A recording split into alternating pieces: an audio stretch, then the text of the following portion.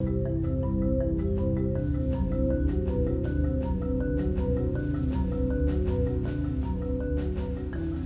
Arbenz became president of Guatemala, the country was very much under the thumbs of United Fruit Company, the big international corporations. And Arbenz ran on this ticket that says, you know, we want to get the land back to the people. And once he took power, he was implementing policies that would do exactly that, give land rights back to the people. United Fruit didn't like that very much. And so they hired a public relations firm, launched a huge campaign in the United States to convince the United States people, the citizens of the United States, and the press of the United States, and the Congress of the United States, that Arbenz was a Soviet puppet, and that if we allowed him to stay in power, the Soviets would have a foothold in this hemisphere. And that, at that point in time, was a huge fear on everybody's mind, the Red Terror, the Communist terror. And so, to make a long story short, out of this public relations campaign came a commitment on the part of the CIA and the military to take this man out. And in fact, we did. We sent in planes, we sent in soldiers, we sent in jackals, we sent everything in to take him out, and did take him out. And as soon as he was removed from office, the new guy that took over after him basically reinstated everything to the big international corporations, including United Fruit.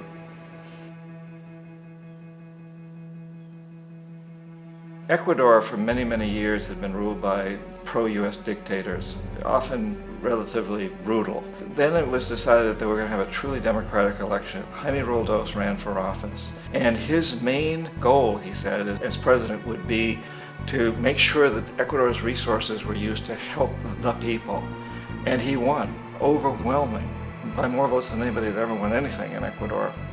And he began to implement these policies to make sure that the profits from oil went to help the people. Well, we didn't like that in the United States. I was sent down as one of several economic hitmen to change Roldos, to corrupt him, to bring him around, to let him know, you know, okay, you know, you can get very rich, you and your family, if you play our game, but if you continue to try to keep these policies you've promised, you're going to go. He wouldn't listen. He was assassinated. As soon as the plane crashed, the whole area was cordoned off. The only people allowed in were U.S. military from a nearby base and some of the Ecuadorian military. When an investigation was launched, two of the key witnesses died in car accidents before they had a chance to testify. A lot of very, very strange things that went on around the assassination of Jaime Roldos. I, like most people who've really looked at this case, have absolutely no doubt that it was an assassination. And of course, in my position as an economic hitman, I was always expecting something to happen to Jaime, whether it be a coup or assassination, I wasn't sure, but that he would be taken down because he was not being corrupted. He would not allow himself to be corrupted the way we wanted to corrupt him. Omar Torrijos, president of Panama, was, you know, one of my favorite people. I really, really liked him. He was very charismatic. He was a guy who really wanted to help his country. And when I tried to bribe him or corrupt him, he said, look, John, he called me Juanito. He said, look, Juanito, I don't need the money. What I really need is for my country to be treated fairly. I need for the United States to repay the debts that you owe my people for all the destruction you've done here. I need to be in a position where I can help other Latin American countries win their independence and be free of this terrible presence from the north that you people are exploiting us so badly. I need to have the Panama Canal back in the hands of the Panamanian people. That's what I want. And so, leave me alone. Don't try to bribe me. It was 1981, and in May, Jaime Roldos was assassinated. And Omar was very aware of this. Torrijos got his family together and he said, I'm probably next, but it's okay because I've done what I came here to do. I've renegotiated the canal. The canal will now be in our hands. He just finished negotiating the treaty with Jimmy Carter. In June of that same year, just a couple of months later, he also went down in an airplane crash, which there's no question was executed by CIA-sponsored jackals. Tremendous amount of evidence that one of Torrijos' security guards handed him at the last moment as he was getting on the plane a tape recorder, a small tape recorder that contained a bomb.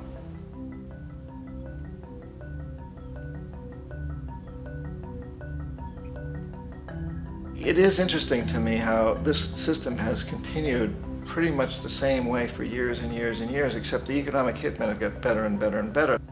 Then we come up with, very recently, what happened in Venezuela.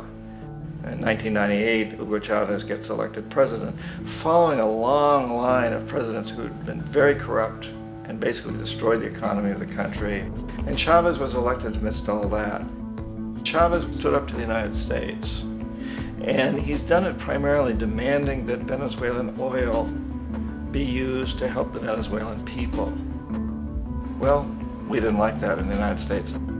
So in 2002, a coup was staged, which there's no question in my mind and most other people's minds that the CIA was behind that coup.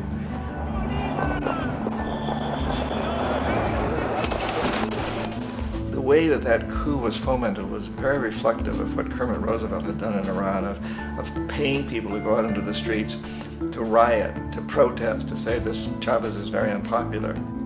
You know, if you can get a few thousand people to do that in television, can make it look like it's the whole country, and things start to mushroom. Except in the case of Chavez, he was smart enough, and the people were so strongly behind him that they overcame it, which was a phenomenal moment in the history of Latin America.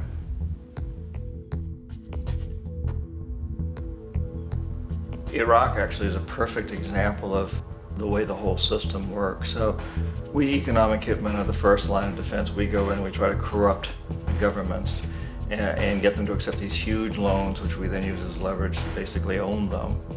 If we fail, as I failed in Panama with Omar Torrijos and in Ecuador with Jaime Roldos, men who refused to be corrupted, then the second line of defense is we send in the jackals. And the jackals either overthrow governments or they assassinate.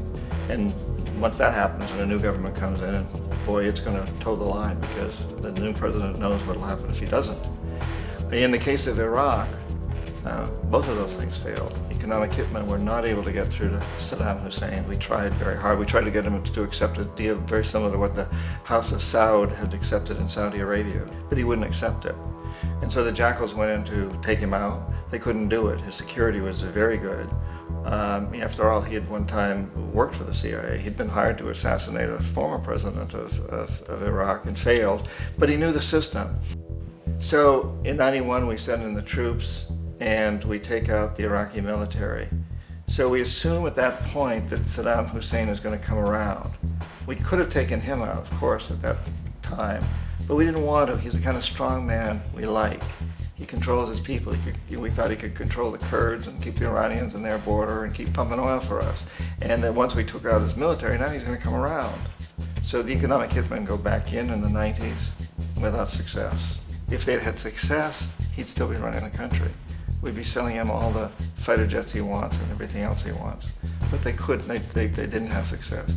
The jackals couldn't take him out again, so we sent the military in once again, and this time we did the complete job and took him out, and in the process created for ourselves some very, very lucrative construction deals. We had to reconstruct a country that we'd essentially destroyed, which is a pretty good deal if you own construction companies, big ones.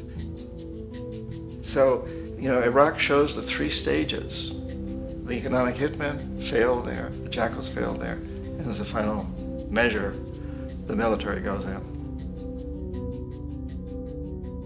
And in that way, we've really created an empire, but we've done it very, very subtly. It's clandestine. All the empires of the past were built on the military, and everybody knew they were building them. So that the British knew they were building them, the French, the Germans, the Romans, the Greeks. And they were proud of it, and they always had some excuse like spreading civilization, spreading some religion, something like that. But they knew they were doing it. We don't. The majority of the people in the United States have no idea that we're living off the benefits of a clandestine empire, that today there's more slavery in the world than ever before. And then you have to ask yourself, well, if it's an empire, then who's the emperor? Obviously, our presidents of the United States are not emperors. An emperor is someone who's not elected, doesn't serve a limited term, and doesn't report to anyone, essentially. So you can't classify our presidents that way. But we do have what I consider to be the equivalent of the emperor, and it's what I call the corporatocracy.